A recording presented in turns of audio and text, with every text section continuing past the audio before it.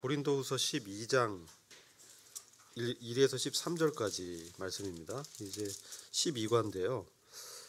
여기서는 매우 중요한 바울의 체험한 믿음에 관한 부분을 교제하고 있습니다. 1절 보시면 자랑하는 것이 물론 내게 유익하지 아니하나 주의 환상들과 계시들로 말하리라, 나아가리라, 이렇게 함정역은 말씀하고 있는데요. 사실 이제 이 배경을 좀 설명드리면, 왜 사도 바울이 자랑에 대해서 잘못했다고 생각하지만 부득불 이렇게 자랑해야 되냐? 지금 상황은 거짓 선생님들이, 거짓 교사들이 고린도 교회에 와서 바울이 증거한 복음에 대해서 회방을 한 거예요. 그러니까 이를테면 할례를 받아야 구원이 완성이 된다. 믿음으로 은혜로 받는 것은 부족하다. 그리고 사도 바울은 문제가 많다. 이렇게 개인적인 사도권도 의심하는 이런 이제 사태가 일어났던 거예요. 그래서 사실 사도 바울은 자기 자신에 대해서는 매우 겸손한 그러한 사도였는데, 이 부득불 이렇게 자랑하는 그런 이유는 바울이 증거한 이 은혜의 복음을 이게 정말 확실하게 하나님부터 받은 것이다, 이런 것들을 말씀하려고 이제 하는 것이죠. 근데 1절을 저희들이 이해하려면 11장 31절부터 33절과 이게 연결이 되거든요. 그래서 고린도후서 11장 이 32절 33절 이렇게 보면은 사실 그 다메섹에서 자기가 이렇게 제자들이 도움을 받아서 탈출하는 이런 장면을, 사실 부끄러운 장면일 수 있는데 이렇게 소개를 하고 말씀을 하고 있는 것이죠. 광주리를 타고 창문으로 내려가서 도망쳐 나왔다, 이런 말씀까지 이제 하는 것이죠.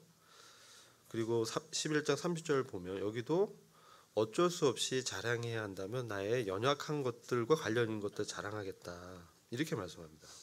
그래서 사도 바울이 자랑했던 그것은 자신의 연약함이었고, 특별히 그 11장 27절 26절 이런 부분을 보면은 이 전도 여행을 하면서 지치고 아프고 여러 번 밤을 새우면서 굶주리고 목마르고 금식하고 추위를 당하고 헐벗었다. 그리고 여러 이런 그 핍박받은 내용들을 내려놓고 있습니다. 그리고 교회에 대한 염려가 있다. 28절 보면 모든 교회를 위하여 염려하고 있다. 이게 내 속을 눌리는 것이 있는데, 그러니까 사도 바울은 고린도 교회에 대한 그 성도들에 대한 사랑하는 마음이 깊었기 때문에 이 고린도 교회 성도들의 영적인 연약들, 약함들, 그 다음에 이런 범죄한 사실들, 이런 걸 들을 때 막 눌렸다는 거예요. 이런 부분들을 이렇게 내려놓고 있다는 것이죠. 이게 어떻게 보면 사도 바울이 지금 경험하고 있는 사실을 이제 솔직하게 내려놓은 이런 것인데요. 이게 이럴 봤을 때 오늘날 기독교계에 어떻습니까? 이 당시도 그랬지만 뭔가 강한 거, 외적으로 과시하고 사람들에게 자기를 좋게 하려는 그러한 일들이 많이 있었고 지금도 있다는 것이죠. 그래서 그런 것들을 봤을 때 이제 참된 사도와 거짓 사도, 참된 교사와 거짓 교사의 차이를 우리가 알 수 있다는 것입니다. 그래서 진정 사도 바울은 고린도 교회 성도들을 사랑했다. 그래서 참된 진리를 이렇게 밝히고 있는데, 이러한 연약함을 내려놓으면서 12장으로 넘어오는 것이죠. 그러면서 이게 참 사실은 무익하지만 어쩔 수 없이 내가 이걸 말해야 된다. 그래서 주님의 환상과 계시를 말하는 것이죠. 그러니까 환상은 뭡니까? 이제 보이는 거예요. 환상, 비전이라고, 눈으로 이렇게 보여진 이런 것들. 계시는 어떤 베일을 이렇게 열어 젖혀서 안에 있는 것을 이렇게 보여주는 거. 그래서 이건 꼭 눈으로만 되는 것이 아니라 말씀을 통해서 듣거나 체험하는 그런 좀 광범위한 내용들을 계시라고 하는 것이죠. 그래서 영어로는 환상은 비전, 그러니까 딱 볼 수 있게 나타난 거고, 계시는 레빌레이션, 이게 나타나는 거. 주님의 어떠하심을 계시를 통해서 나타낸다. 근데 여기 보시면 주님에 대한 환상이나 주님에 대한 계시가 아니라 어떤 간접적인 어떤 정보를 바울이 얘기하는 거냐, 그것이 아니라 주님의 환상과 계시를 교제하고 있다는 거예요. 주님으로부터 직접 자신이 받은 거. 이런 것들을 이렇게 나누고 있다는 것이죠. 그래서 2절을 보면요, 특별한 체험을 얘기하는데요. 14년 전에 있었던 체험이에요. 그러니까 지금 고린도 후서를 쓸 당시가 AD 55, 6, 7, 2 그 정도였습니다. 그러니까 14년이라고 하면 AD 한 41, 2, 3 요 걸쳐 있는, 그러니까 AD 40년대 초기에 이런 일을 경험한 거예요. 그래서 14년 전의 일인데 함구하고 있었다는 거죠. 사실 이 내용을 보면 이 한 사람, 그리스도 안에 있는 한 사람을 자기가 알고 있다 이렇게 말씀합니다. 누군지를 얘기를 안 해요. 근데 보면 이건 자기를 얘기한다는 걸 알 수 있습니다. 왜냐하면 이것은 말로 할 수 없는 사실들을 들었다고 하면서 얘기하기 때문에 말할 수 없는 계시의 내용을 받은 사람만 아는 내용이라는 것이죠. 근데 지금 사도 바울이 그런 한 사람을 자기라고는 얘기는 안 하고 그냥 한 사람이라고 얘기하고 있다는 거예요. 그래서 사실 이 부분은요, 사도 바울의 어떤 이 기적적인 체험이라든지 이거에 대한 사도 바울의 가치를 좀 볼 수 있어요. 사실 사도 바울은 이 거짓 사도나 거짓 교사들은 이렇게 보여지고 뭔가 쇼업되고 과시되고 이런 것들에 굉장히 가치를 뒀다는 것이죠. 근데 사도 바울은 그것보다는 오히려 주님에 대한 것, 주님을 이렇게 나타내고 자기는 약해지고 주님이 드러나는 그것이 더 가치 있다고 생각했기 때문에 굳이 이런 체험, 이런 기적각 같은 사실 천국에 갔다 왔다는 사실이거든요. 요즘 이제 유튜브 보면 천국 갔다 왔다, 뭐 지옥에 갔다 왔다, 뭐 이런 것들을 유튜브에 또 올려 있어요. 근데 전 잘 안 보는데 뭐 갔더니 자기 뭐 알던 뭐 집사님이 있더라, 뭐 이런 얘기 있어요. 지옥에 갔더니 뭐 어떤 목사가 있더라, 뭐 이렇게 그렇게 이제 사실인지 아니지. 근데 그게 중요하지 않다. 바울은 왜 14년 동안 이것을 함구하고 있었냐? 자신의 이런 체험을. 그게 그렇게 주님을 증거하고 하는데 필요했다면 바울이 얘기했을 거예요. 근데 그건 본질이 아니라는 거죠. 본질이 아니라 사실 부득불 바울의 사도권을 변호하기 위해서 이걸 얘기하는 거예요. 사실 나도 굉장한 체험을 했어. 그 뭐냐면 내가 14년 전에 어떤 한 사람으로 이제 자기를 얘기하면서 하늘에 가서 3층 천에 가서 셋째 하늘에 있는 그 말할 수 없는 광경을 내가 봤어. 이게 환상. 그리고 들었어. 어떤 말을 들었는데 인간으로서는 가히 말을 할 수 없는 사실들을 들었어. 이렇게 지금 얘기하는 거죠. 그럼 그게 뭔지 좀 얘기해 줬으면 좋은데 그렇게 살짝 얘기하고 넘어가요. 이 얘기는 뭐냐면 나도 그 정도는 사실 경험했어. 근데 그건 그렇게 중요한 건 아니야. 그리고 내가 사도 된 것은 이와 같이 그런 체험을 봤을 때 나 하나님으로부터 말씀을 보고 들었어. 그런 사도야.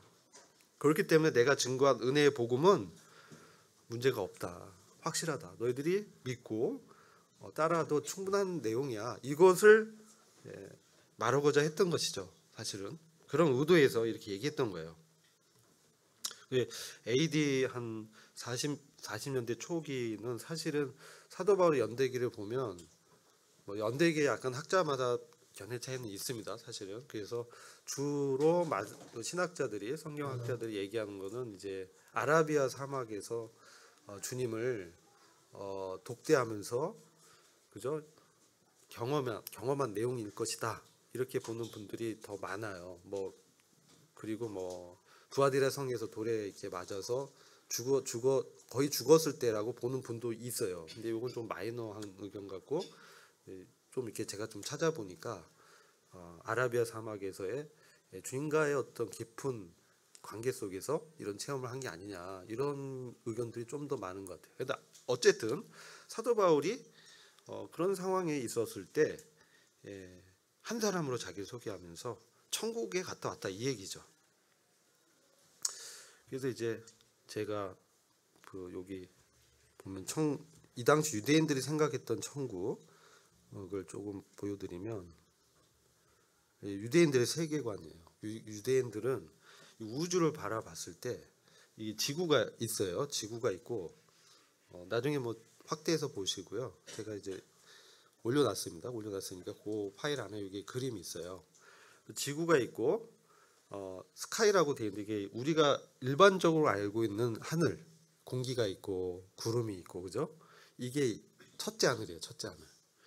그리고 그 어떤 윈도우라고 하는데 이 창 같은 게 있어. 이게 있고 그리고 그 너머에 뭐가 있냐면 물층이 있어. 물층이 좀 있고 그 너머에 있는 거 그림으로 보면은 여기가 물층이에요. 그리고 너머에 헤븐스라고 돼 있어요. 이게 이제 둘째 하늘. 그래서 여러 하늘들이 있어요.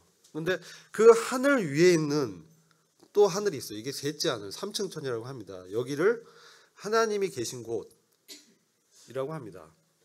우리말로 요즘 풀면은 첫째 하늘은 대기권이에요. 대기권. 둘째 하늘 성층권이죠. 우주 이런 하늘 여러 은하계 무슨 그렇죠. 갤럭시라고 하잖아요. 그런 어떤 우주들 이게 이제 하늘들로 표현해서 복수로. 근데 거기 더 올라가면 그걸 초월해서 더 올라가서 가면 셋째 하늘 이거는 하나님의 임재가 있는 하나님의 영역이라는 것이죠. 그리고 그 영역에는 이제 여러 가지가 있는데 이런 보좌도 있고요. 주님의 보좌. 이게 계시록 4장에 사도 요한이 봤던 계시죠. 사도 요한은 사실 계시록 4장 1절에 보면 이리 올라오라 하면서 하늘에 들려 올라갔어요. 그게 몸 안에 있었든지 영 안에 있었든지 그건 정확하지 않지만 거의 뭐 어떤 분들이 이거 휴거를 먼저 체험한 것이다 이렇게 보는 분도 있고요. 그래서 하늘의 그 보호자에 갔을 때 이 보호자의 어떤 내용을 기록했어요. 근데 바울은 이걸 봤는데 이건 이제 바울한테는 이 계시만 보여줬고 알리는 역할은 사도 요한이 했다 이렇게 볼 수 있죠. 약간 이 역할의 분담이 있었던 것 같아요. 그 사역에. 그래서 그 셋째 하늘에 이 보호자에 가면은 네 생물이 있어요. 네 생물이 있고 주변에 이제 24장로가 있고요. 그 다음에 그 위에 있는 게 천사들이에요. 수많은 천사들이 하나님을 찬양하고 있는 것을 요한이 봤다는 것이죠. 이 네 생물은 피조물을 대표하는 어떤 생물들이다 이렇게 보죠. 그래서 뭐 사자의 형상, 소의 머리의 형상, 뭐 사람의 형상, 독수리의 형상. 그래서 가축들 또 육식의 어떤 동물, 그러니까 사자는 뭐 육식 동물이죠. 아주 강한 그런. 그리고 소는 어떤 축생들. 사람은 이제 우리 사람의 얼굴은 이제 사람. 그리고 독수리는 하늘의 어떤 대표적인 이 존재들이 날개를 갖고 보호자 앞에서 주님을 이렇게 하나님을 찬양하는. 그리고 하나님의 보호자 주위는 너무나 강한 빛이 있어서 정확히 이렇게 형상은 잘 보여지지 않지만 하나님이라고 이렇게 저희가 느껴지죠. 그리고 24장로들이 머리에 이 관을 쓰고 있다. 이것은 지금 잘 안 보이시지만 나중에 확대해서 보시면 머리에 이렇게 관을 쓰고 있어요. 이것을 통해서 봤을 때 그리스도의 심판 때에서 아마 그들이 면류관을 다 받았다는 것이죠. 24장로들은 교회의 대표들 그리고 뭐 어떤 분들은 구약 성도의 대표들도 여기 있을 것이다. 그래서 신구약 성도의 대표다 이렇게 보는 분별이 있고 우리 모임에서는 이제 교회의 대표다 이렇게 보는. 그래서 구약 시대의 제사장들의 반열 이런 것들 따지고 그렇습니다. 그래서 아무튼 그들이 면류관을 이미 받았다는 것은 그리스도의 심판 때에서 시상을 받았다는 것이죠. 그러면 이것은 뭐냐면 시간의 순서를 봤을 때 우리는 이제 대환란 전에 휴거 사건이 있을 것이라고 분별합니다. 분별하는데 대환란 전에 휴거 사건에서 성도가 공중에서 주님을 이제 만나는 것이죠. 이게 공중 재림이에요. 그리고 먼저는 이제 잠자는 성도들이 일어나서 첫째 부활의 영광에 들어가죠. 그러면서 거의 눈 깜짝할 사이에 살아있는 성도 그 당시 성도들도 몸이 이렇게 변하면서 부활의 몸을 입고 이제 올라가요. 그런 다음에 뭐가 있을 것이냐 봤을 때 아마도 이 심판 때에서 시상식을 하고, 그리고 이제 주님을 이렇게 찬양을 드리고 이제 환란이 이 땅에서는 펼쳐지죠.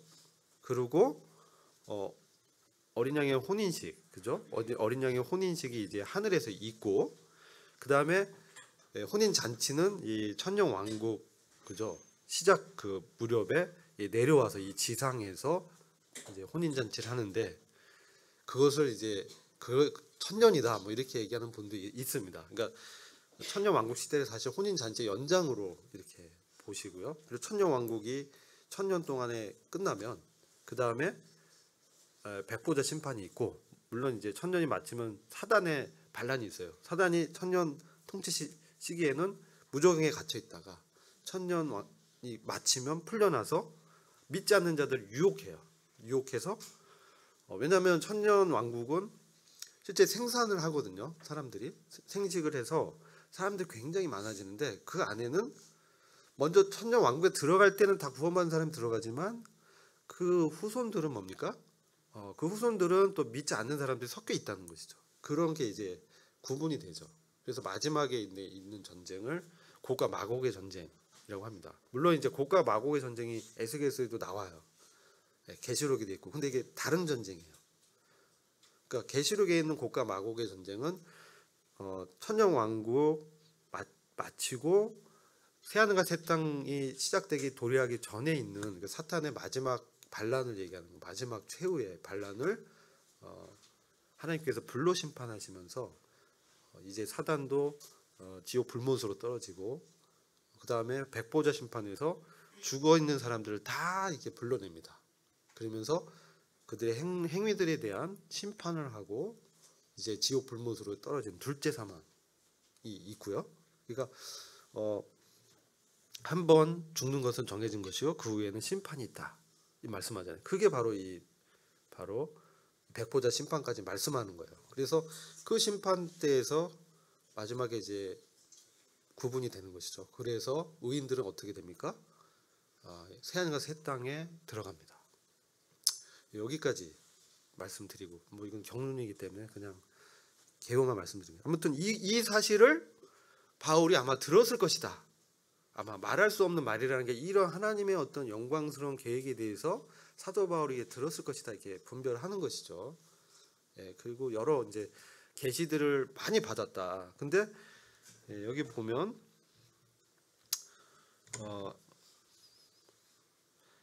이 계시를 너무 많이 받았으니까 어떻게 됩니까? 바울이 이 교만해진다는 것이죠. 사람이 교만해지는 것을 자고한다. 스스로 자기를 높인다.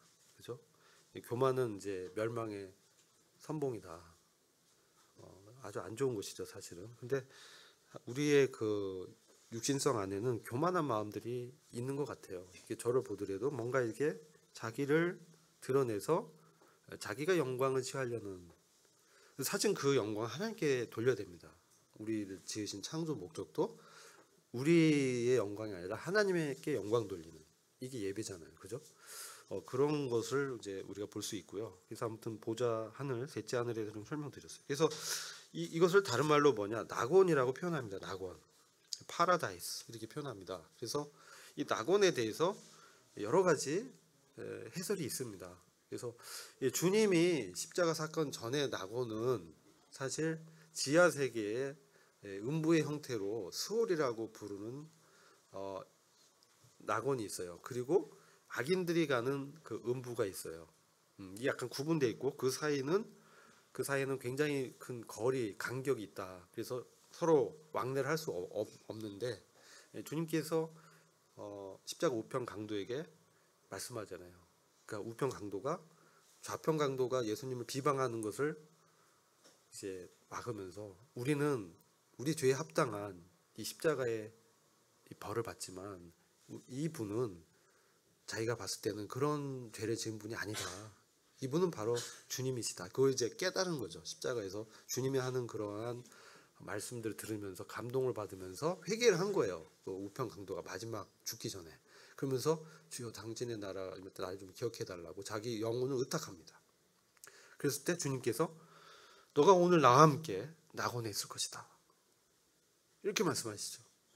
그럼 이게 어떤 낙원이냐? 이 해석이 여러 가지 있지만 우리 모임에 이제 뭐 횃불 주석 이런 걸 보면은 아마 지하 세계에 낙원이라 불리는 어떤 영역이 있었을 것이고 거기에 이제 음부의 한 부분이다, 영역이다.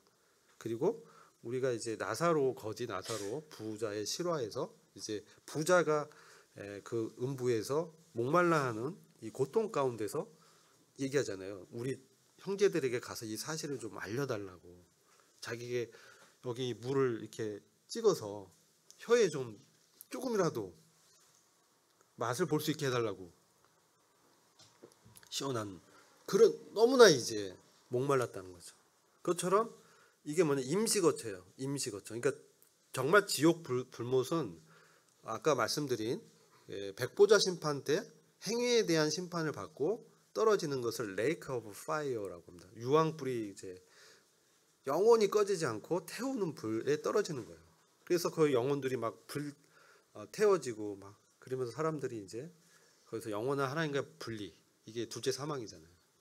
근데 음부는 뭐냐면 그런 백보자 심판 때 지옥 불못 이전에 죽은 영혼들이 거하는 임시 거처가 수월이에요. 수월. 하데스라고도 하고 음부라고 합니다. 근데 지금 이제 주님이 부활하시면서 이 지하 세계에 있던 낙원 음부가 이제 하늘로 옮겨졌다. 이렇게 또 분별하는 분도 있어요. 좀 그 분별이 맞는 것 같아요. 그래서 하늘에 지금 낙원이 있어요. 셋째 하늘. 글로 음부가 옮겨져서 주님이 이제 그 낙원에서 혼들, 영혼들이 어떤 우리가 체험하지 못한 육적 몸이 아닌 어떤 혼적인 몸을 입고 있을 것이다. 왜냐하면 이제 부자가 고통스러워했거든, 그죠? 그 어떤 일종의 혼적인 몸을 임시적인 몸을 입은 게 아니냐, 뭐 이렇게 보는 분도 있고 여러 이제 분별이 있습니다. 아무튼 그런 낙원으로 그가 이끌려 갔다 했을 때 이 낙원은 지하 세계는 아니고 이제 하늘에 있는 셋째 하늘에 있는 그런 낙원이다 이렇게 보는 것이죠. 그래서 그러면서 이제 6절 보시면 내가 만일 자랑하려 해도 어리석은 자가 되지 아니하리니 나는 진실을 말하리라 이렇게 참말을 합니다. 이거 거짓말 아니다. 진짜다. 사실 이런 것들은 놀라운 체험이지만 자기가 이제 체험했다고 얘기는 안 하고 한 사람을 얘기하면서 간접적으로 자신의 경험을 드러낸 것이죠. 바울의 어떤 겸손함 그리고 이런 체험은 우리도 한 사람으로 주님을 경험할 수 있기 때문에 그렇게 이제 필요하다면 우리도 그런 경험을 할 수 있다는 거. 근데 사실 그런 걸 안 보여주는 것은 우리가 믿음을 갖고 꼭 이렇게 비전으로 보여줘야 믿느냐 그거 아니죠. 우리가 믿음이라는 건 뭡니까? 근데 제가 이 본문을 보면서 믿음이 뭐지? 사실 믿음은 뭡니까? 보이지 않는 것을 그죠? 믿는 거잖아요. 보이면 누구나 믿음 필요 없죠. 보이니까 사실을 그냥 인지하는 거예요. 근데 믿음 뭐냐? 보이지 않는 사실을 믿음의 눈으로 봤을 때 실제라고 받아들이는 것이죠. 보이지 않는 것들의 증거다. 바라는 것들이 어떤 실상이다. 이렇게 히브리서 11장에서 말씀하잖아요. 그래서 믿음은 사실 주님과의 관계 속에서 우리가 주님께 순종하는, 주님께 나 자신을 의탁하는 이런 것이죠. 그게 믿음은 관계죠. 믿음은 주님과의 개인적인 관계를 통해서 형성된 신뢰입니다. 근데 그 개인적인 관계라는 건 뭐냐면 우리가 구원받을 때 인격적으로 내가 죄인이고 주님의 구원이 필요한 사람이다. 이것을 인격적으로 나의 죄성을 인정하면서 그 고백하는 것이죠. 그럴 때 주님께서 내 안에 인격적으로 말씀이나 성령의 역사를 통해서 내 영혼을 살리는 거죠. 이게 거듭나는 거잖아요. 거듭났다는 거는 내 안에 죽어있다. 하나님과의 관계가 이제 단절되어 있던 죽었던 영혼이 그 성령의 역사를 통해서 복음의 말씀 들을 때 다시 영혼이 이렇게 살아나는 거예요. 그러면서 하나님과 관계가 맺어지면서 이 영이 이제 구원받는 거. 이게 거듭나는 거예요.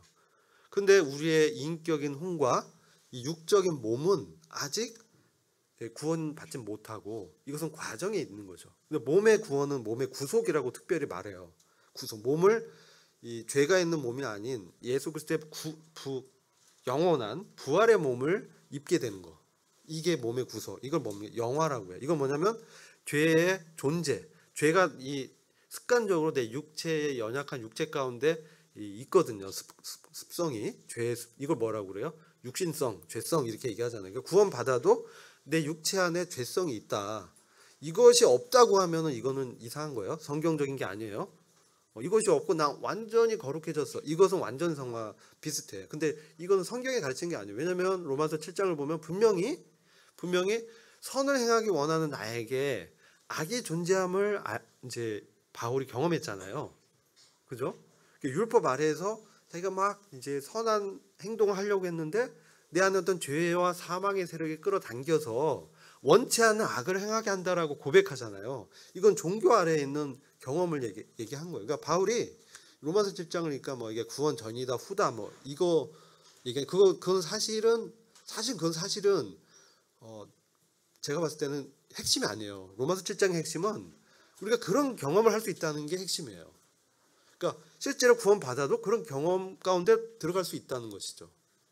이것이 어떤 뭐 정상적인 뭐 바람직한 상태는 아니지만 우리가 그런 하나님의 말씀을 나의 노력과 나의 자원으로 하려고 했을 때 다시 바리새인처럼 내 안에 있는 그 죄의 그 성이 죄와 사망의 법이라고 합니다. 법은 뭐 원리라는 거예요. 그건 거스를 수 없다는 거죠. 그래서 그것이 나를 끌어당겨 가지고 죄를 범하게 이제 한다. 그러니까 이것은 내가 아니고 내 안에 있는 죄다라고 분별하죠. 그렇죠? 근데 그것은 뭐냐면 구원 받아도 그런 경험을 한다는 거예요. 종교 아래에서. 물론 구원 받기 전에 그런 경험하냐? 이것에 대한 것은 분별의 차이가 있어요. 복잡합니다. 근데 바울의 그 서신 쭉 보면 아마 이것은 구원 받은 이후의 경험을 얘기하는 것이 아닐까 이런 분별을 더 하고 있습니다. 그래서 아무튼 그래서 믿음은 뭡니까? 믿음은 주님과의 관계 속에서 그런 나를 인정하는 거예요. 믿음이라는 것은 뭐냐면 나를 확신하고 나를 높이는 그게 아니고 그리스도 안에 내가 거하면서 나의 주인이 바뀌는 거예요. 주인이 바뀌는 거예요. 왜냐하면 그분이 예수님이 나의 주로 내 안에 오셨다는 거예요. 그것을 내가 받아들이는 거예요. 주님과의 관계 속에서. 근데 그것이 객관적으로 증거되는 복음을 듣고 주관적으로 내가 생각해 보니까 성령님의 그런 터치를 통해서 내가 깨달으면서 나가 인격적으로 주님을 만나는 거예요. 그러면서 내가 이제 거듭나는 거예요. 그러고 보니까 나란 존재가 뭐냐. 근데 거짓 교사, 거짓 사도들은 이런 거는 말고 뭔가 어떤 고린도 교회에서 이득을 취하려고 자기를 과시하고 자기를 높이고 그러다 보니까 바울이 증거한 은혜의 복음은 그게 아니잖아요. 십자가의 도잖아요. 고린도전서 보면 십자가의 십자가의 말씀을 말씀하잖아요. 그것은 뭐예요? 십자가의 도는 멸망하는 자들에게는 미련한 거죠. 어떻게 왕이 메시아가 십자가에서 죽어요? 그거는 그들이 생각할 때 복음이 아니잖아요. 그거는 정말 저주고 실패한 지도자의 그런 얘기잖아요.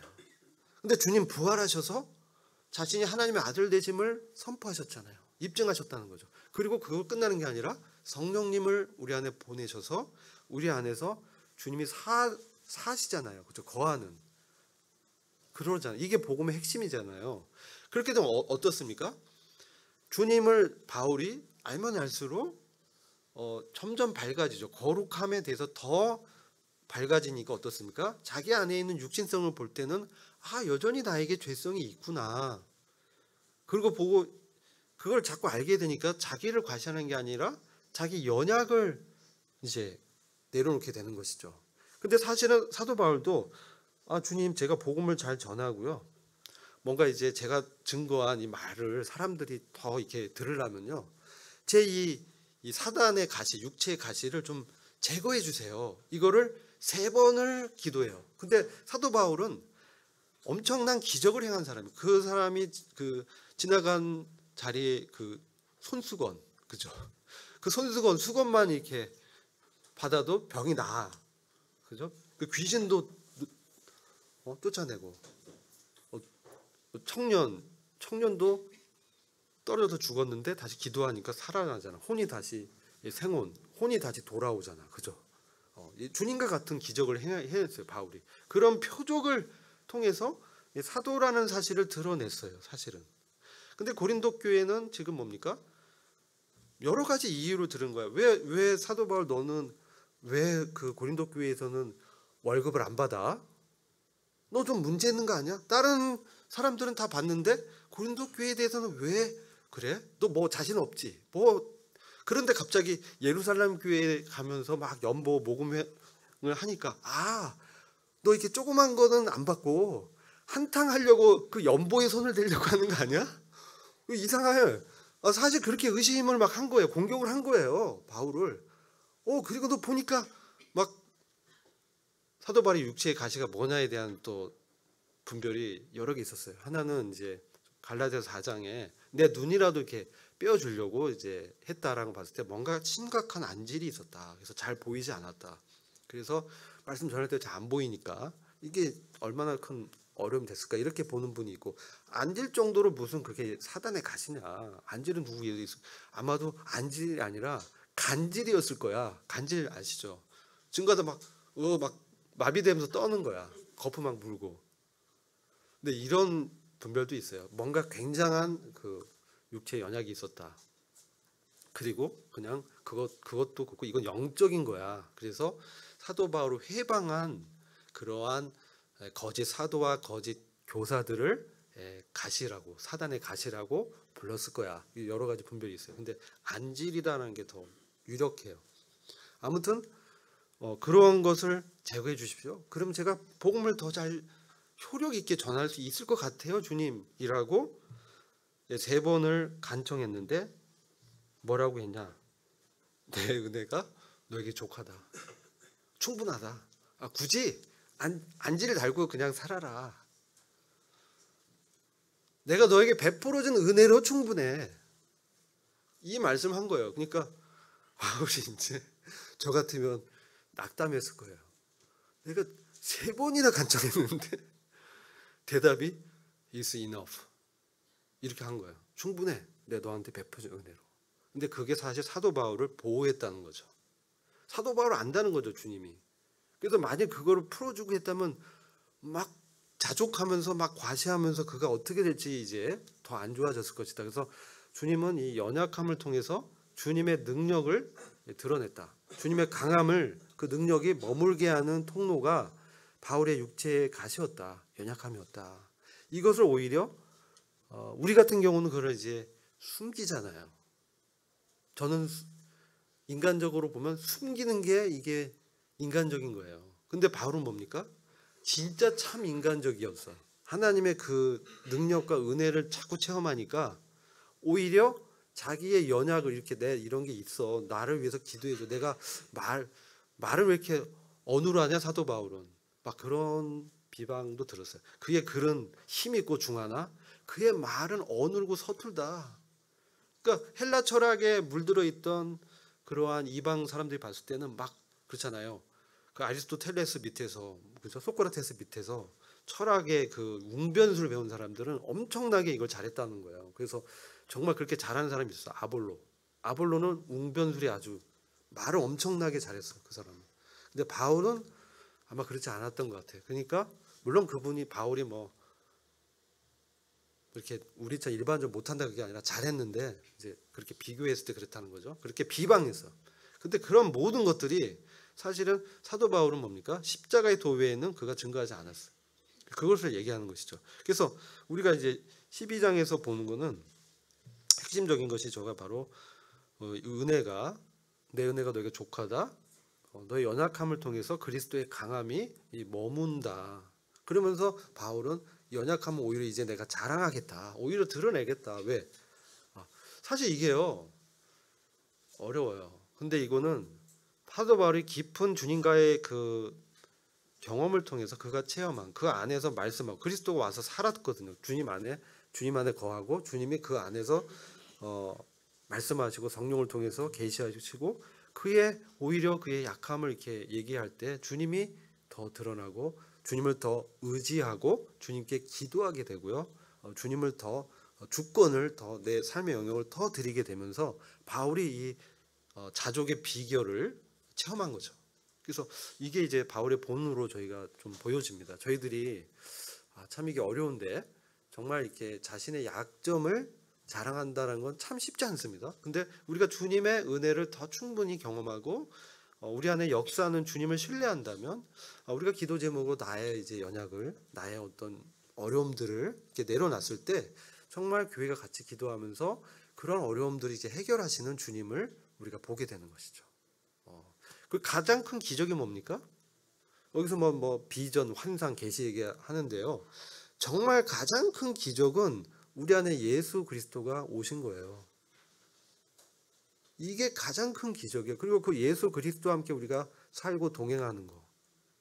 그리고 우리가 주님을 이렇게 추구하고 서로를 위한 그리스도의 사랑을 또 복음을 전하고 이것이 가장 큰 기적이에요. 뭐가 보여지고 병자가 낫고 이거는 일시적인 거예요. 그것을 추구했던 사람들은 다 변질이 됐어요. 그러나 정말 주님과의 깊은 관계와 교제 가운데 사랑을 경험하고 교회 하나됨을 지켜가면서 성령의 교통이 된 그런 교회는 세워지는 것이죠. 우리가 저와 여러분이 이제 추구할 교회가 그런 교회라고 생각합니다. 그래서 이제 본문에 대해서는 이렇게 말씀드리고 남은 시간은 우리 이 문제 좀 같이 푸시고 마치도록 하겠습니다.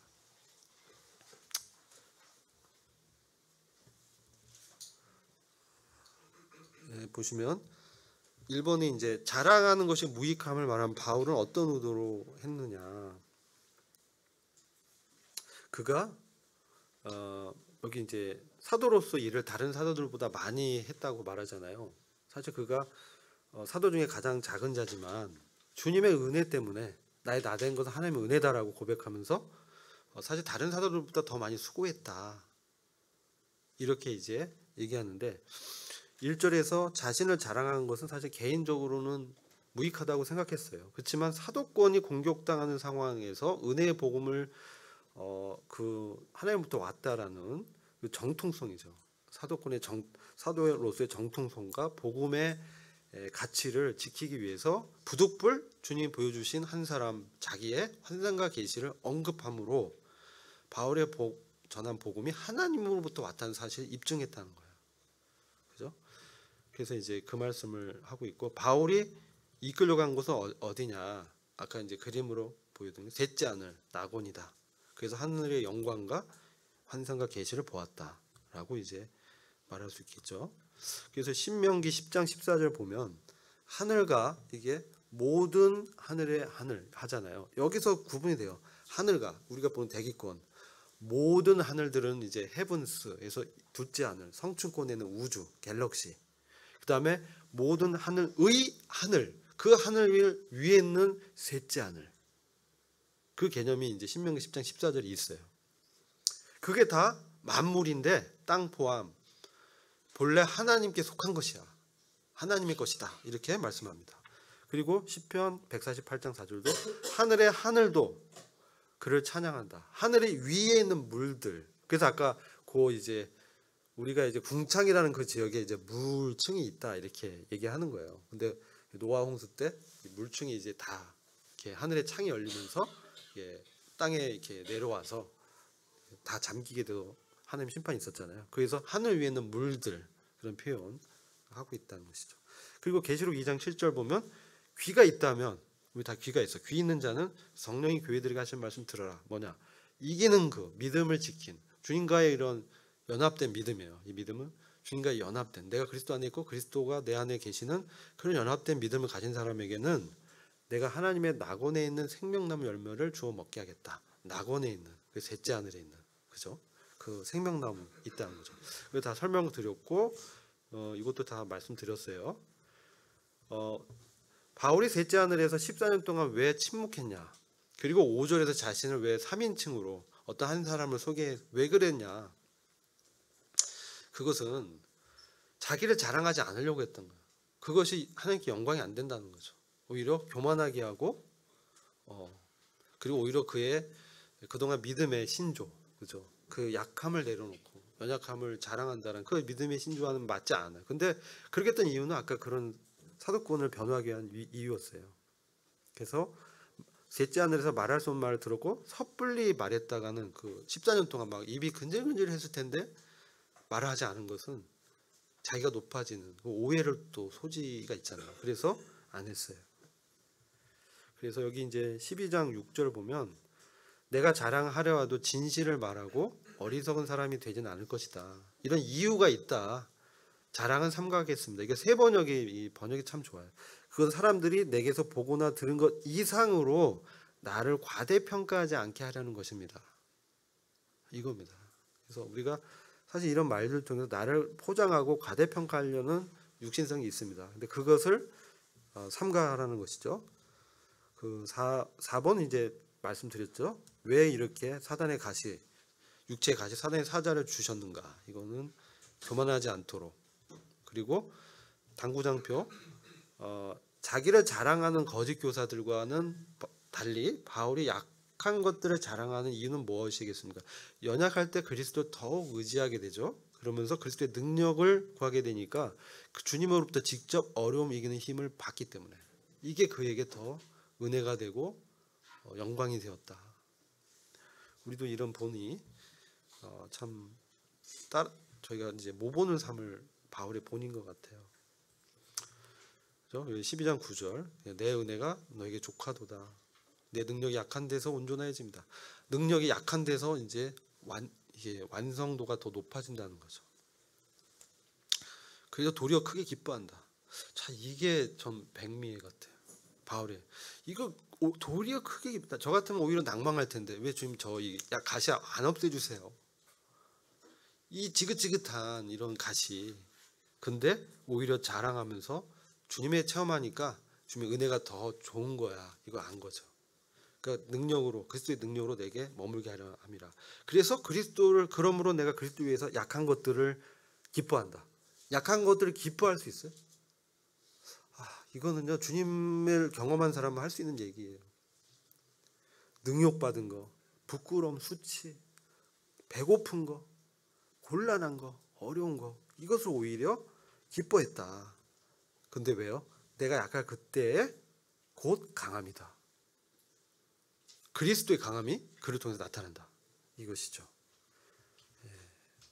그리고 이제 고린도전서 1장 27절 보면 세상에 미련한 것들을 하나님 택하셔서 지혜 있는 자를 부끄럽게 하려 하시고 세상에 약한 것들을 택하사 강한 것들을 부끄럽게 하시며 하나님께서 세상에 천한 것들과 멸시받는 것들과 없는 것들을 택하사 있는 것들을 폐하려 하시나니 이유가 뭐냐? 이게 중요합니다. 고린도전서 1장 29절 이는 아무 육체라도 하나님 앞에서 자랑하지 못하게 하려 하십니다.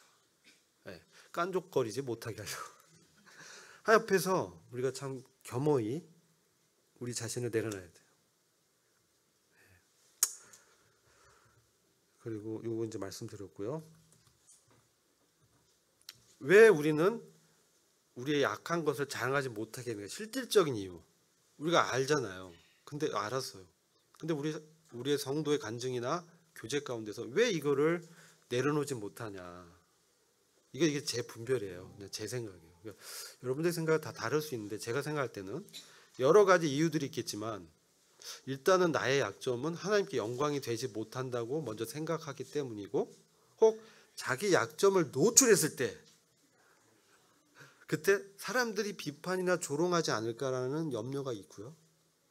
그리고 또한 기본적으로 나는 다른 사람보다 나아. 내가 옳아라는 자기 오름의 성향을 갖고 있어요. 이 육신은. 그렇기 때문이라고 저는 생각했어요. 근데 저희가 그리고 또 연약함이 복음 전파에 방해가 될 거라고 우리가 인간적으로 생각하는데 바로 오히려 자랑하고 있다 이거예요. 그래서 우리는 여기서 역설을 보게 돼요. 복음의 역전. 복음 무엇인가? 이런 약한 자를 들어서 하나님 앞에 영광스럽게 나타나게 한다는 거죠. 그래서 저희들이 참 겸허히 우리 연약함을 기도 제목으로 내려놓고 하나님을 신뢰하는 마음을 나타냈을 때 하나님 역사가 나타난다. 그래서 우리 육신의 연약함, 자주 넘어지는 허물같이 육체 습관들 진정 하나님 앞에 내려놓으면서 하나님의 긍휼을 구할 때 하나님 역사하셔서 이 죄와 사망의 법에서 해방된 승리의 역사를 체험할 수 있게 하신다는 거죠. 믿으십니까? 아무도 아멘 안 하신대. 속으로 아멘 하셨을 거라 생각합니다. 네, 그래서 참조 로마서 12장 10절에 형제를 사랑하고 서로 존경하기를 먼저 해라. 서로 마음을 같이 해서 높은 데 마음을 두지 말아라. 도리어 낮은 데 처하고 스스로 지혜 넣지 말라. 이게 도리어 낮은 데 처하라. 이게 참 도전이 되죠. 우리는 더 높아지려고 하죠. 어찌됐든 높아지려고. 뭔가 이렇게 드러내려고. 근데 로마서 12장 10절은 도리어 낮은 데 처해라. 왜 그랬을까요? 주님이 낮은 데 오셨기 때문에. 우린 주님을 만나려고 더 높아지려고 해요. 그죠? 더 높아지면 주님을 더 만날 것 같아요. 반대라는 거예요. 반대. 그래서 주님은 세리와 창기들의 친구다. 그렇게 조롱받았잖아요. 근데 오히려 죄인들 가운데 거하셨고 낮은 데 처했을 때. 그러니까 사실은 우리가 알게 모르게 우리가 만나는 우리가 외모로 보면요. 어떤 교회는 그런데요. 이렇게 외모가 굉장히 좀 안 좋아. 막 거지 같아. 그런 사람들 출입금지야. 실제로 그런데요. 냄새가 나. 근데요. 그 안에 주님이 보내신 사람일 수도 있다는 거예요. 알게 모르게. 그래서 알게 모르게 우리가 천사를 영접해서 대접할 수도 있다. 그래서 이런 것들은 우리가 좀 생각해 봐야 돼요. 참된 경건이 뭐냐? 그죠? 고와 가부를 돌봐라. 그죠? 낮은데 스스로 지혜 넣지 말라. 그런 것이고 6번은 참조하십시오. 6번 이런 것들은 좀 참조하시면 될 것 같아요. 어리석은 자가 될 수밖에 없었다. 왜? 고린도 교회가 억지로 시켰다라고 이제 반어법 썼어요. 근데 고린도 교회가 사도권을 의심했기 때문에 바울이 부득불 이걸 변호하기 위해서 사도권 변호를 위해서 그렇게 이제 자랑했다는 거예요. 그걸 이제 어리석음으로 이제 반어적으로 표현해요. 사도의 표, 일꾼의 표는 기적이 수반됐다. 그래서 바울이 사도냐 했을 때 기적을 수반한 그의 어떤 복음 전도의 과정을 봤을 때 바울은 하나님 일꾼이고 사도였다는 걸 우리가 알 수 있다. 이게 증거다. 이렇게 볼 수 있습니다. 그리고 표적과 기사 능력의 차이는 제가 올려놔서 한번 보시고요. 이과에서 무엇을 얻느냐? 교훈은 뭐냐? 제가 봤을 때 제 개인적으로는 하나님의 역사가 나타나려면 우리의 어려운 환경을 불평불만하기를 멈추고 우리는 참 많이 불평불만해요. 근데 하나님이 이런 어려운 환경을 왜 허락하셨을까? 분명히 하나님 섭리에 있다는 거예요.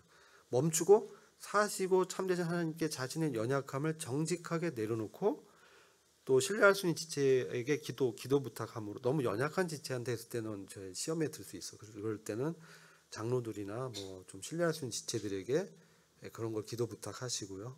교회적으로 저희들이 섬기다 보니까 그런 것들이 좀 있습니다. 그래서 교회가 함께 덕을 세울 수 있음과 그런 과정에서 그리스도의 능력이 우리 가운데 머무는 것을 경험할 수 있다. 이것이 십자가의 말씀과 부활의 생명에 힘입은 영광성 구원의 과정에 있는 성도의 합당한 삶이다. 그런 교훈을 받고요. 요 말씀 같이 한번 읽죠. 고린도서 12장 9절 시작. 내게 이르기를 내 은혜가 내게 족하도다. 이는 내 능력이 약한 데서 온전하여 짐이라 하신지라. 이러므로 도리어 크게 기뻐함으로 나의 여러 약한 것들에 대하여 자랑하리니 이는 그리스도의 능력으로 내게 머물게 하려 함이라. 아멘. 수고하셨고요. 기도 짧게 하고 마치겠습니다. 아버지 하나님 감사합니다. 오늘 바울의 연약함을 자랑하는 말씀에서